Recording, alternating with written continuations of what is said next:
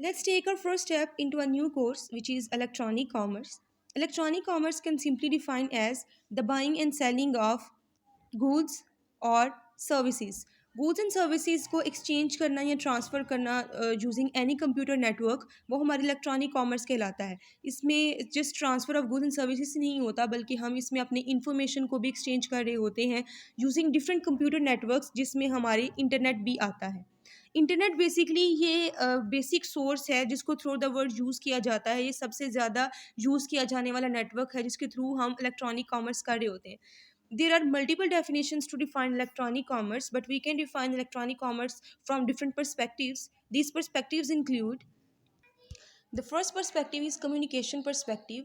हम e commerce के through different चीज़ों को कम्युनिकेट कर रहे होते हैं। उसकी कम्युनिकेशन में हमारे पास आता है डिलीवरी ऑफ इंफॉर्मेशन। हम इंफॉर्मेशन को एक्सचेंज कर रहे होते हैं, प्रोडक्ट्स एंड सर्विसेज को कम्युनिकेट और एक्सचेंज कर रहे होते हैं। हम टेलीफोन लाइंस या फिर एटीएम या फिर क्रेडिट कार्ड्स को यूज़ करके पेमेंट्स कर रहे होते हैं। डिफरेंट इलेक्ट्रॉनिक कंप्यूटर नेटवर्क्स को यूज़ करते हैं और फिर हम ये सारी चीज़ों को कम्युनिकेट कर रहे होते हैं। तो इलेक्ट्रॉनिक कॉमर्स को अगर कम्युनिकेशन के परस्पेक्टिव से देखा जाए तो ये इंफॉर्मेशन, प्रोडक्ट्स एंड पेमेंट्स को कम्युनिकेट कर रही होती है। सेकेंड है हमारे पास बिजनेस प्रोसेस पर्सपेक्टिव। हमारा बिजनेस प्रोसेस ई कॉमर्स की वजह से काफ़ी चेंज हो चुका है, जिसमें होता क्या है कि हमारी बिजनेस ट्रांजैक्शन और जो हमारा वर्क फ्लो है वो हम थ्रू इलेक्ट्रॉनिक सिस्टम करते हैं। ठीक है, तो हम इसके अकॉर्डिंग भी ई कॉमर्स को डिफ़ाइन कर सकते हैं। थर्ड है हमारे पास सर्विस पर्सपेक्टिव। सर्विस पर्सपेक्टिव के अकॉर्डिंग अगर हम ई कॉमर्स को देखें तो e commerce different services provide कर रहा है। ये हमारी फर्म्स के लिए, कंज्यूमर्स के लिए, मैनेजमेंट के लिए डिफरेंट सर्विसेज कास्ट को कम करता है, क्योंकि अगर आप फिजिकली किसी जगह पर जाकर शॉपिंग करते हो तो आपको मल्टीपल पर्सनस चाहिए अपने कंज्यूमर्स को हेल्प आउट करने के लिए, कंज्यूमर्स को देखने के लिए, उनको सर्व करने के लिए। लेकिन ऑनलाइन आपको उन सारे पर्सनस को नहीं हायर करना पड़ता। आप जस्ट एक व्यू देते हो, अपनी एक वेबसाइट क्रिएट करते हो और अपने कस्टमर्स को बेस्ट सर्विसेज प्रोवाइड करते हो। और लास्टली हम इसको ऑनलाइन पर्सपेक्टिव से जो है वो डिफ़ाइन कर सकते हैं कि ऑनलाइन हमारे पास एक कैपेबिलिटी है buying and selling of goods की, इन्फॉर्मेशन को एक्सचेंज करने की, डिफरेंट ऑनलाइन सर्विसेज को परफॉर्म करने की। ठीक है, तो हम इलेक्ट्रॉनिक कॉमर्स को जब डिफ़ाइन करने लगते हैं तो हम जस्ट एक ही चीज़ को बार बार डिस्कस करते हैं, बाइंग एंड सेलिंग और एक्सचेंजिंग ऑफ इंफॉर्मेशन और गुड्स। लेकिन हम यहाँ पर इस बुक में जब ई कॉमर्स को स्टडी करेंगे तो e commerce is not just buying and selling, it includes many more things. Basically there are two terms. The first one is e commerce, जिसको कि हमने अभी स्टडी किया है, और सेकेंडली हमारे पास आता है e business. As we all know that कि बिज़नेस जो है वो एक ब्रॉडर टर्म होती है और कॉमर्स जो है वो बिज़नेस का एक बेसिक कंपोनेंट है। जो बिज़नेस है उसमें हमारे पास जो है वो आगे से आ जाती है इंडस्ट्री, और उसके साथ दूसरी साइड पे हमारे पास आ जाती है कॉमर्स। यानी कि बिजनेस का कंपोनेंट है कॉमर्स। तो बिजनेस हमारी एक ब्रॉडर टर्म होती है, उसी तरह से ई बिजनेस भी हमारी एक ब्रॉडर टर्म है जिसमें एक कंपोनेंट होता है ई कॉमर्स का। यहाँ पर हम जो ई कॉमर्स का वर्ड यूज़ करेंगे वो बेसिकली ई बिजनेस को ही रिप्रेजेंट कर रहा होता है। और ई बिजनेस में कौन कौन सी चीज़ें आती हैं हमारे पास? ई बिज़नेस एक बहुत ब्रॉडर टर्म है, इसकी ब्रॉडर डेफिनेशन है जिसमें जस्ट बाइंग एंड सेलिंग ही नहीं आता, यहाँ फिर कस्टमर्स को सर्विस प्रोवाइड करना ही नहीं आता, बल्कि इसमें हम अपने बिजनेस पार्टनर के साथ कोलैबोरेशन कर रहे होते हैं। उसके अलावा इलेक्ट्रॉनिक ट्रांजैक्शंस कर रहे होते हैं, डिफरेंट जो है वो ऑनलाइन काम परफॉर्म कर रहे होते हैं। आप देख सकते हो कि ई बिज़नेस में हम अपने बिजनेस का जो पार्टनर्स हैं उनके साथ कोलैबोरेशंस करते हैं, जॉइंट वेंचर्स करते हैं, इलेक्ट्रॉनिक ट्रांसफर्स करते हैं विद इन फर्म्स। उसके अलावा बिजनेस इंटेलिजेंस आता है, कस्टमर रिलेशनशिप मैनेजमेंट सीआरएम आता है, इसमें सप्लाई चेन मैनेजमेंट आता है, एंटरप्राइज रिसोर्स मैनेजमेंट आता है, ऑनलाइन एक्टिविटीज़ बिटवीन बिजनेसेस आता है, और उसके अलावा जो है इसमें हमारा ई कॉमर्स भी आता है। यानी कि ई कॉमर्स एक बहुत छोटी सी टर्म है जिसमें हम सिर्फ और सिर्फ गुड्स को एक्सचेंज करते हैं, लेकिन यहाँ पर हमने जो टर्म पढ़नी है वो ई बिज़नेस के अकॉर्डिंग पढ़नी है। ठीक है, तो ये तो हमने देख लिया कि ई बिज़नेस एक बहुत ब्रॉडर टर्म है, और उसके अलावा हमने देखा कि किस तरह से हम अपने जो है कस्टमर्स को बाइंग एंड सेलिंग के अलावा डिफरेंट पार्टनर्स के साथ, डिफरेंट स्टेक होल्डर्स के साथ ऑनलाइन रिलेशंस मेंटेन करते हैं। ये जस्ट एक डेफिनेशन है हमारी ई कॉमर्स की। ठीक है, नेक्स्ट हम देखते हैं partial versus pure electronic commerce. Basically जो हम इलेक्ट्रॉनिक कॉमर्स परफॉर्म कर रहे हैं आजकल, वो मिक्सचर है प्योर और पार्शियल का। प्योर इलेक्ट्रॉनिक कॉमर्स क्या होगी? प्योर इलेक्ट्रॉनिक कॉमर्स एक ऐसी टर्म है जिसमें हम जो भी एक्टिविटीज़ परफॉर्म करते हैं रिलेटिंग टू आर शॉपिंग, वो टोटली ऑनलाइन होती हैं। जैसे कि फॉर एग्जांपल मुझे एक बुक चाहिए, ठीक है, और मैं ऑनलाइन किसी बुक स्टोर से कोई बुक ऑनलाइन ऑर्डर करती हूँ, तो अगर तो वो मुझे बुक फिजिकली किसी थर्ड पार्टी के थ्रू पार्सल करती है और मैं फिजिकली उस बुक को रिसीव करती हूँ, तो उस केस में वो कभी भी प्योर नहीं हो सकती, ठीक है। वो पार्शियल इलेक्ट्रॉनिक कॉमर्स है। पार्शियल इसलिए है क्योंकि मैंने उसको एक वेबसाइट को यूज़ करते हुए ऑर्डर किया था, मुझे फिजिकली उसको स्टोर को विजिट करने की ज़रूरत नहीं पड़ी थी। मैंने जस्ट वेबसाइट ओपन की, वहाँ से बुक ऑर्डर की और वो मुझे फिजिकली मेरे घर पर डिलीवर कर गए। तो वो कहलाएगी पार्शियल इलेक्ट्रॉनिक कॉमर्स, बिकॉज इसमें थोड़ा सा पोर्शन इलेक्ट्रॉनिक कॉमर्स का है। लेकिन अगर मैं किसी बुक स्टोर ऑनलाइन से एक बुक देखती हूँ और उसकी पीडीएफ फाइल जो है वो ऑर्डर करती हूँ और वो मुझे विद इन सेकेंड्स उस पीडीएफ फाइल को, मेरी पेमेंट होती है, मैं उसको अपनी पेमेंट करती हूँ थ्रू क्रेडिट कार्ड और जो भी मेरे पास जो सोर्स है पेमेंट का, उसके थ्रू जब मैंने पेमेंट कर दी, वो मुझे मेरी पीडीएफ फाइल जो है टेक्स्ट फॉर्म में सेंड कर देते हैं। यानी कि जो मैंने ऑर्डर किया वो भी क्या है? ऑनलाइन। जो मुझे मेरा जो प्रोडक्ट था वो भी क्या है? एक फिजिकल प्रोडक्ट तो नहीं है ना, ये हमारे पास एक डिजिटल प्रोडक्ट है, ठीक है। प्रोडक्ट मैं उसको पकड़ नहीं सकती लेकिन मैं उसको देख सकती हूँ, वो मेरा प्रोडक्ट भी क्या है? डिजिटल है। उसके अलावा जो उसकी डिलीवरी है, जो मुझे वो पहुँचा है, वो भी किस फॉर्म में पहुँचा है? डिजिटल फॉर्म में ही पहुँचा है। बात की समझ आई कि ये तीनों के तीनों कंपोनेंट्स क्या हैं? ऑनलाइन है, फिजिकल नहीं है, डिजिटल परफॉर्मेंस है इनकी। ऑर्डर भी ऑनलाइन हुआ, प्रोडक्ट भी मेरा डिजिटल है, डिलीवरी भी मुझे डिजिटली ही हुई है, इसमें कोई भी फिजिकल कंपोनेंट इंक्लूडेड नहीं है। इसको मैं कहूँगी प्योर इलेक्ट्रॉनिक कॉमर्स। तो यहाँ पर हम प्योर और पार्शियल का डिफरेंस देखते हैं कि जैसे कि मैंने कहा कि मैंने जो पहली बुक ऑर्डर की थी वो की तो ऑनलाइन थी, प्रोडक्ट मेरा क्या था? फिजिकल था और डिलीवरी भी फिजिकली हुई है। उस केस में एक कंपोनेंट चूंकि ऑर्डर मैंने ऑनलाइन किया था, तो वो मेरी पार्शियल इलेक्ट्रॉनिक कॉमर्स हो गई। अब टोटली जो traditional electronic commerce, traditional commerce की बात की जाए, तो ट्रेडिशनल कॉमर्स क्या होती है? आप फिजिकली जाते हो और प्रोडक्ट को परचेज करके लेकर आते हो, यानी कि उसमें कोई भी कंपोनेंट ऑनलाइन का नहीं होता, आप सारा कुछ जो है वो फिजिकली परफॉर्म कर रहे होते हो। वो कहलाती है ट्रेडिशनल कॉमर्स। तो दोनों में डिफरेंस है और दोनों का जो मिक्सचर है उसको हम पार्शियल इलेक्ट्रॉनिक कॉमर्स कहते हैं। इसके जो है वो हम डिफरेंट डायमेंशन से इसको देख सकते हैं, जैसे कि मैंने 3 डायमेंशंस यहाँ पर मेंशन भी की हैं, ऑर्डर, प्रोडक्ट और डिलीवरी। इसको प्रॉपर वर्ड्स में देखते हैं। हम जब प्योर और पार्शियल इलेक्ट्रॉनिक कॉमर्स को डिफ्रेंशिएट करेंगे, तो हमारे पास जो एक पर्सपेक्टिव है वो कौन सा है? Degree of digitalization. यानी कि हमारा प्रोडक्ट, प्रोसेस और जो डिलीवरी यानी कि इंटरमीडियरी है, जो डिलीवरी एजेंट है, वो क्या डिजिटल है या फिर फिजिकल है। तो हम इन तीनों चीज़ों को देखेंगे कि वेदर दे आर डिजिटल और फिजिकल, डिजिटल और फिजिकल, डिजिटल और फिजिकल। हम इस तरह से एक मॉडल क्रिएट करते हैं, ठीक है। 1997 में एक मॉडल क्रिएट किया गया था जिसमें हमने एक कॉन्फ़िगरेशन की थी, जिसमें 3 डायमेंशंस को यूज़ किया गया था कि एक प्रोडक्ट जो है वो या तो डिजिटल हो सकता है, या तो डिजिटल होगा या फिर फिजिकल होगा। उस तरह से एक प्रोसेस या तो डिजिटल हो सकता है या फिर फिजिकल हो सकता है। उसी तरह से डिलीवरी या तो डिजिटल हो सकती है या फिर फिजिकल हो सकती है। ये हम डिफरेंट डायमेंशंस को यूज़ करते हैं। ट्रेडिशनल कॉमर्स में ये सारी की सारी जो डायमेंशंस हैं वो टोटली क्या होती हैं?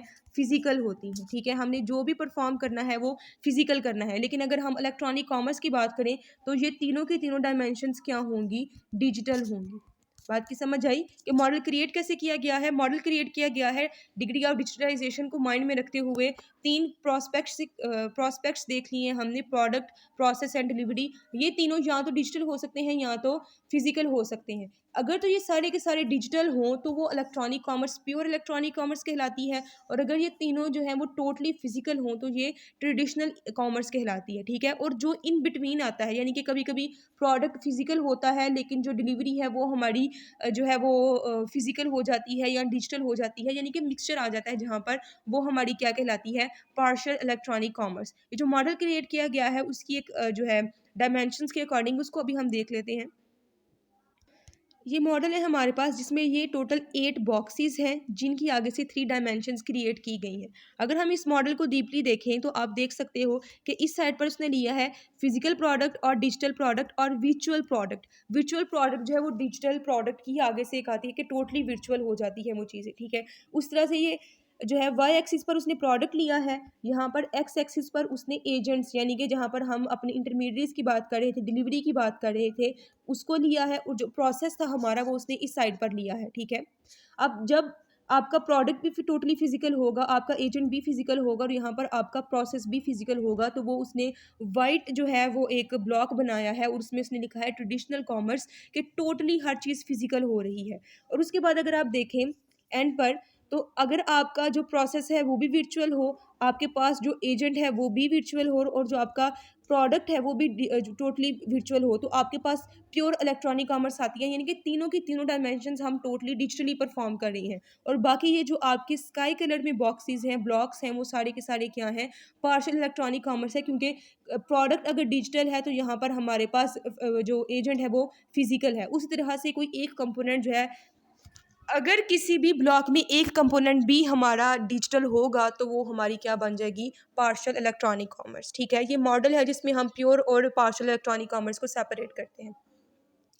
नेक्स्ट है हमारे पास framework of electronic commerce. Basically जब हम इलेक्ट्रॉनिक कॉमर्स की बात करते हैं तो हमारे माइंड में भी जस्ट यही चीज़ आता है कि electronic commerce is just a website. आप एक वेब पेज ओपन करते हो और वहाँ पर बाइंग एंड सेलिंग करते हो, लेकिन इलेक्ट्रॉनिक कॉमर्स का एक पूरा फ्रेमवर्क है, पूरा एक पीछे प्रोसीजर है जिसके अकॉर्डिंग इलेक्ट्रॉनिक कॉमर्स परफॉर्म हो रही होती है। It's just not include the shopping but also include banking, online stores, malls, buying stocks, finding a job online और कंडक्टिंग एन ऑक्शन ऑनलाइन। उसके अलावा इलेक्ट्रॉनिकली कोई कोलैबोरेशन करना या कोई भी प्रोजेक्ट को डेवलप करना, ये सारी की सारी चीज़ें आपकी ऑनलाइन इलेक्ट्रॉनिक कॉमर्स के ही थ्रू हो रही हैं, जस्ट एक वेबसाइट नहीं है ये।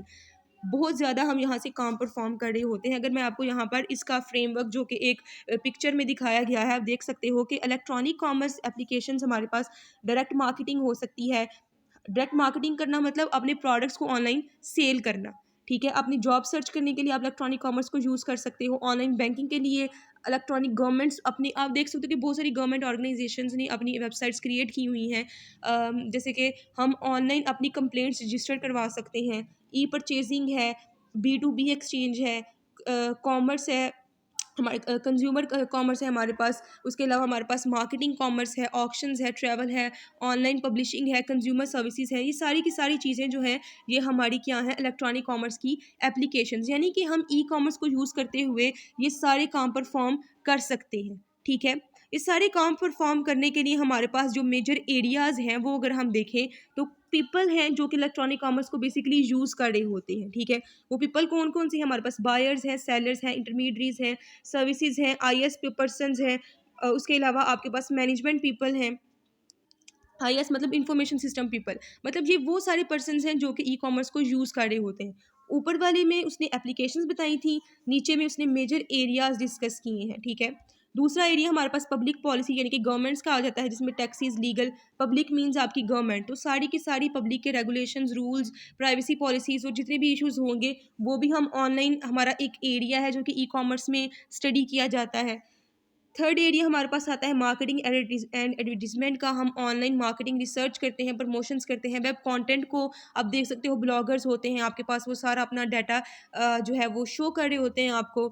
उसके अलावा चौथा एरिया है हमारे पास स्पोर्ट्स सर्विसेज का। आप ऑनलाइन पेमेंट्स कर सकते हो, लॉजिस्टिक्स को देख सकते हो, कंटेंट को ढूंढ सकते हो, सिस्टम डेवलपमेंट करवा सकते हो अपनी कंपनी के लिए। उसके अलावा बिजनेस पार्टनरशिप्स में भी हो सकता है, आप ऑनलाइन किसी भी दूसरी कंपनी के साथ कोलैबोरेशंस कर सकते हो, एफिलिएटेड प्रोग्राम्स को यूज़ कर सकते हो, जॉइंट वेंचर्स क्रिएट कर सकते हो, ई मार्केट प्लेसेस क्रिएट कर सकते हो। उसके अलावा कंजोर्टियम्स बना सकते हो, ठीक है। कंजोर्टियम भी होता है, डिफरेंट पार्टनर्स मिलकर एक नई कंपनी बना लेते हैं। तो आपने देखा कि ई कॉमर्स के फ्रेमवर्क में हमारे पास डिफरेंट एप्लीकेशंस हैं और उन एप्लीकेशंस के साथ साथ हमारे पास डिफरेंट मेजर एरियाज़ हैं जिसमें ई कॉमर्स को यूज़ कर सकते हैं अब हम, ठीक है। और ये सारे मेजर एरियाज़ में हम जब ई कॉमर्स को यूज़ करते हैं तो उसके पीछे हमारा एक सपोर्ट सिस्टम होता है, सपोर्ट सर्विसेज हैं जो कि इन सब को इनेबल करती हैं। अगर पीछे से इलेक्ट्रॉनिक कॉमर्स को यूज़ करने के लिए हमारे पास इंफॉर्मेशन सिस्टम यानी कि कंप्यूटर बेस्ड इंफॉर्मेशन ना हो तो हम इसको कुछ भी यूज़ नहीं कर सकते। जैसे कि यहाँ पे उसने एक्सप्लेन किया है कि कॉमन बिजनेस सर्विसेज इंफ्रास्ट्रक्चर, ये बेसिकली इंफ्रास्ट्रक्चर्स हैं ई कॉमर्स के जो कि टेक्नोलॉजी बेस्ड हैं और हम उसको यूज़ करते हैं।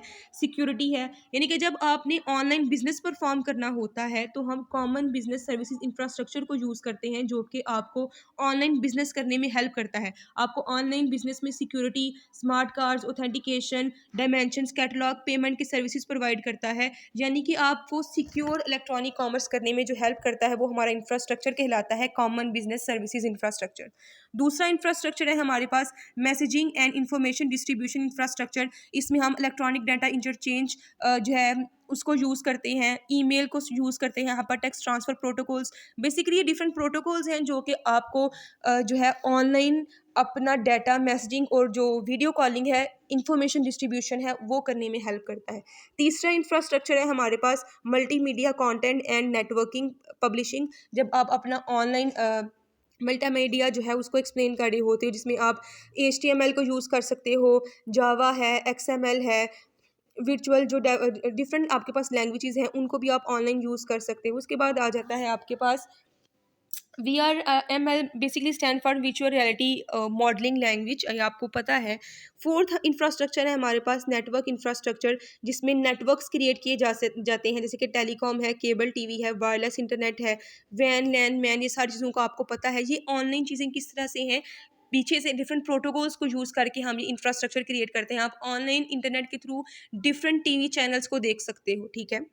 उसके बाद है इंटरफेसिंग इंफ्रास्ट्रक्चर, इंटरफेस करना। जब आप बिजनेसेस पार्टनर के साथ आपस में कोलैबोरेशन कर रहे होते हो तो डेटाबेस किस तरह से क्रिएट किया जाता है, वो सारा इंफ्रास्ट्रक्चर जो है वो बेसिकली ई कॉमर्स को पीछे से प्रोवाइड किया जा रहा होता है। यानी कि ई कॉमर्स जस्ट एक वेबसाइट नहीं है, बल्कि वो डिफरेंट चीज़ों की एप्लीकेशन है जिसमें डिफरेंट पर्सनस हमें हेल्प कर रहे होते हैं, डिफरेंट एरियाज़ में हम उनको सपोर्ट कर रहे होते हैं। ये सारे एरियाज़ हैं जहाँ पर ई कॉमर्स को सपोर्ट किया जाता है। और उसके बाद पीछे से इंफ्रास्ट्रक्चर है जो कि हमारी ई कॉमर्स की बेस है। अगर ये नहीं होगा तो ये सारे काम हम कभी भी परफॉर्म नहीं कर पाएंगे।